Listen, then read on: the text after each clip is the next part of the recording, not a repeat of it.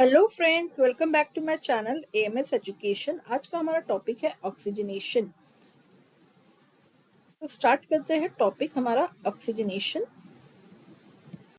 What is oxygenation? Oxygenation का मतलब होता है बॉडी के सेल्स तक ऑक्सीजन का ट्रांसपोर्ट, ताकि सेल्स एनर्जी प्रोड्यूस कर सके। ये तीन प्रोसेस मिलके कंप्लीट करता है ventilation, diffusion, perfusion. What is ventilation? Air का लंग्स तक आना, एयर का लंग्स तक आना। डिफ्यूजन, ऑक्सीजन लंग से ब्लड में जाना, ऑक्सीजन का ब्लड का ऑक्सीजन लंग से ब्लड में जाना। और परफ्यूजन का मतलब होता है ब्लड का ऑक्सीजन को टिश्यूज तक ले जाना। तो पहला था हमारा वेंटिलेशन, एयर क्या करेगा, लंग्स तक जाएगा, फिर ऑक्सीजन लंग से ब्लड में जाएगा, फिर ब्लड का ऑक्सीजन को टिश्यूज तक ले जाना। सो दिस इज ऑक्सीजनेशन, जिसका मतलब होता है बॉडी के सेल्स तक ऑक्सीजन का ट्रांसपोर्ट, ताकि सेल्स जो है वो एनर्जी प्रोड्यूस कर सके। सो this is about oxygenation which comprises of three steps: ventilation, diffusion and perfusion. Now we'll see normal respiratory function. एक हेल्दी एडल्ट का जो ब्रीथ है 12 to 20 टाइम्स पर मिनट होता है। ऑक्सीजन सैचुरेशन जो कि SpO2 बोलते हैं हम, 95 to 100%। And normal breathing even and unlaboured होता है। नो चेस्ट पेन और abnormal sounds, good chest expansion. So this are the features of normal breathing. Breath कितना होता है? 12 से 20 टाइम्स पर मिनट। ऑक्सीजन सैचुरेशन जिसको हम SpO2 बोलते हैं 95 to 100%। नॉर्मल ब्रीथिंग जो कि इवन होता है, अनलेबर्ड होता है, चेस्ट पेन नहीं होता, एब्नॉर्मल साउंड्स नहीं होता, गुड चेस्ट एक्सपेंशन होता है। So this is normal respiratory function.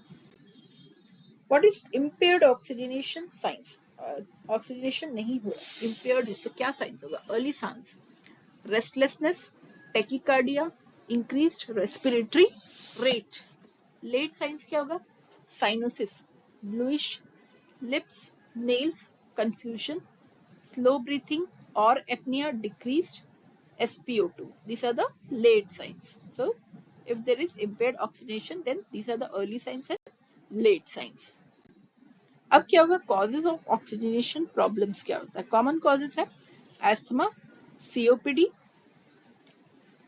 pneumonia, trauma, injury to chest, obstruction in airway, anemia है, high altitude, low oxygen होता है जहां पर, ये सब कारण हो सकते हैं oxygenation problems, like asthma, COPD, chronic obstructive pulmonary disease, pneumonia, trauma या इंजरी है चेस्ट में, एयरवे का ऑब्स्ट्रक्शन है, एनीमिया है, हायर एल्टीट्यूड में गए हो तो ऑक्सीजन का लेवल कम रहता है।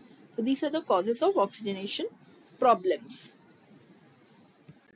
Now will see what is the nursing assessment. Observe करेंगे रेस्पिरेटरी रेट को, पैटर्न को, चेस्ट का मूवमेंट देखेंगे, यूज ऑफ एक्सेसरी मसल्स है, चेक करेंगे SpO2 with pulse oximeter, colour of lips और नेल्स को असेस करेंगे, lung sound using stethoscope. Nursing intervention क्या रहेगा? पोजिशनिंग देना, high Fowler's, upright position for easier breathing, oxygen therapy देंगे, नेजल कैन्युला लगाएंगे 1 to 6 litre per minute, face mask 6 to 10 litre per minute, monitor करेंगे oxygen saturation and adjust करेंगे flow accordingly. Breathing techniques like deep breathing, incentive spirometry, airway clearance देखेंगे, coughing, suction if needed, hydration ताकि secretions को thin कर सके। These are the nursing interventions. Safety tips for oxygen use: oxygen flammable है, so always keep away from fire, matchsticks and electrical sparks. Do not use oil greasy products near the oxygen. Ensure humidifier is filled. humidifier filled है कि नहीं हमको ensure करना है, और educate करना है patient and family about the care.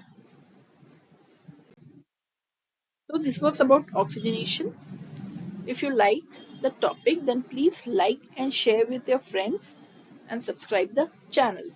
Thank you.